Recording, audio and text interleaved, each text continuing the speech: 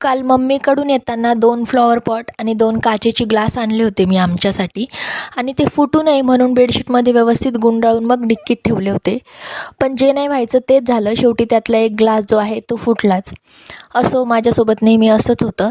त्यानंतर मग मी दिवाबत्ती करून घेतली आणि घेतले होते कोबीचे वडे बनवायला. कारण अर्धा कोबी माझा शिल्लक राहिला होता आणि तो वाया जाऊ नये म्हणून मग त्याला छानपैकी किसून घेतलं.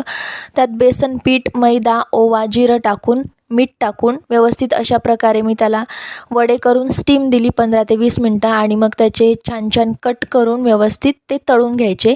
तेच मी काम इथे करत होते आणि जेव्हा बाहेरगावून काल सुमेध आले तेव्हा त्यांना नाशिक रोडला येताना इंद्रायणी मालिकेची शूटिंग सुरू होती आणि त्यातली मराठी ॲक्टर जी आहे कांची शिंदे, त्यांना ते भेटले. तर तेच मला दाखवत होते कांची शिंदे कोण आहे ते. मी पाहिलेलं नव्हतं म्हणून ते दाखवत होते मला.